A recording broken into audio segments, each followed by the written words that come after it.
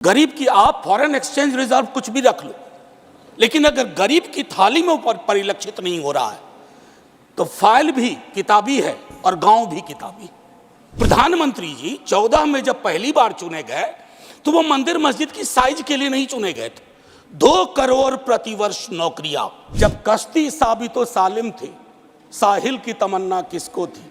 अब ऐसी शिकस्ता कश्ती पे साहिल की तमन्ना कौन करे कि बिहार, झारखंड, उत्तर प्रदेश और मध्य प्रदेश देश के बाकी राज्यों से पिछड़ रहा है। सर, कोई भी वैसा ग्रोथ जो फेसलेस हो, जॉबलेस हो, उस ग्रोथ से देश की हकीकत नहीं बदलती है। सर, बिहार को आपकी जरूरत है।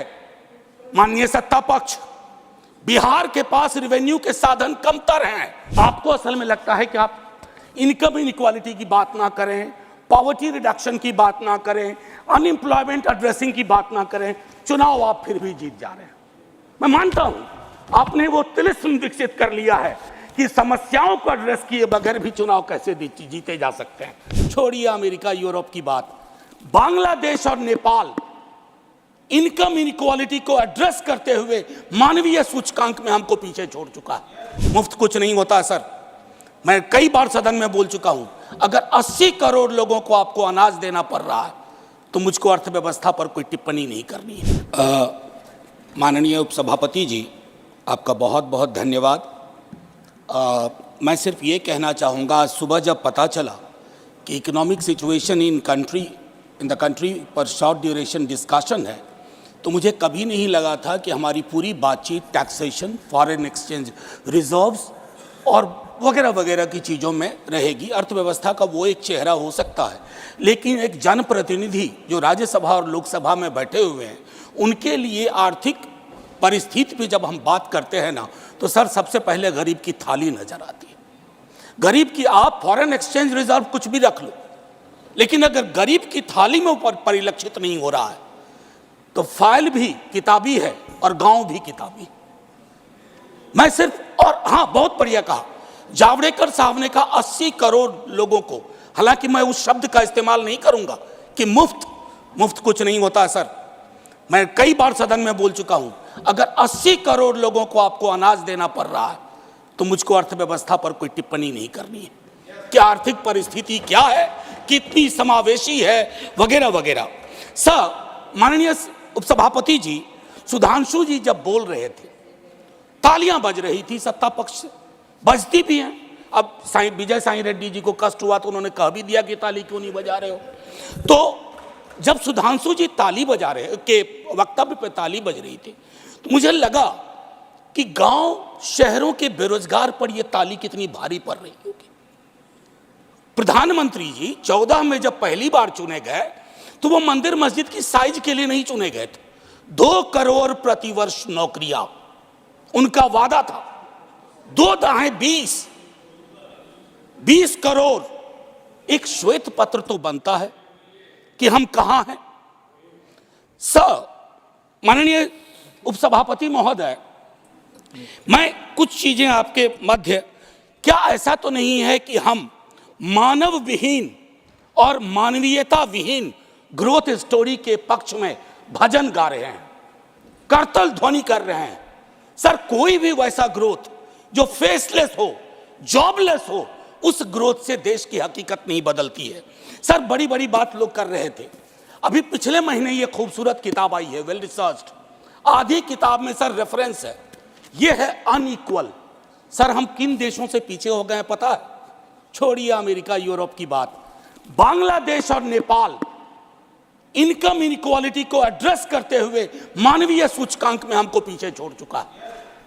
ये है सर दस्तावेज, ये अनइक्वल स्वाति नारायण की। बीते दिनों बिहार में एक जातिगत सर्वेक्षण हुआ।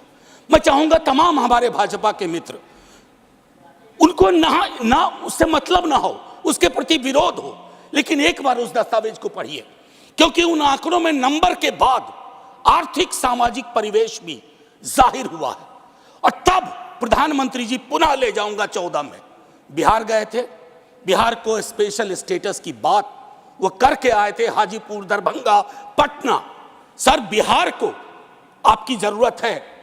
माननीय सत्ता पक्ष, बिहार के पास रेवेन्यू के साधन कमतर हैं।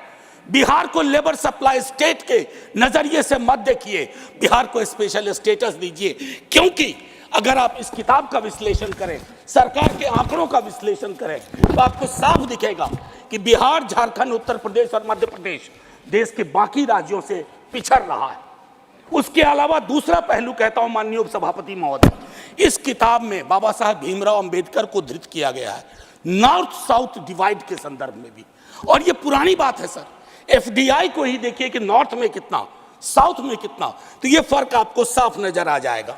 इसलिए मैं कहता हूं कि बिहार को नए नजरिए से देखिए। जो शुरुआत वहां के मुख्यमंत्री नीतीश जी, तेजस्वी जी ने की, आप हैंड होल्डिंग करिए और स्पेशल स्टेटस दीजिए। दूसरी चीज सर, अगर मनरेगा में रूरल डिमांड बढ़ रहा है तो रूरल डिस्ट्रेस को एक्नॉलेज करिए। उसको एक्नॉलेज किए बगैर बात नहीं बनेगी। उसको डिनाइल से अब कुछ हासिल नहीं कर पाए। पॉवर्टी इंडेक्स पर आपने कई वर्षों से काम नहीं किया। आप आंकड़ों के बारे में तो सरकार का दृष्टिकोण है कि विश्व के टिम्बकटू में अगर एक आंकड़ा पक्ष का कोई बोल दो तो उसको प्रदर्शनी लगा देंगे।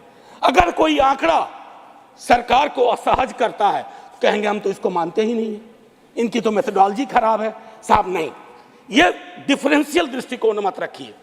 हंगर इंडेक्स पे खुल के कहिए हम मीट नहीं कर पाए हैं।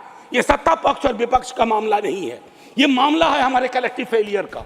हमें एड्रेस करना होगा। आपको असल में लग गया सर, बस 1 मिनट लूंगा माफी के साथ सर, आपको असल में लगता है कि आप इनकम इनइक्वालिटी की बात ना करें, पॉवर्टी रिडक्शन की बात ना करें, अनएम्प्लॉयमेंट एड्रेसिंग की बात ना करें, चुनाव आप फिर भी जीत जा रहे हैं।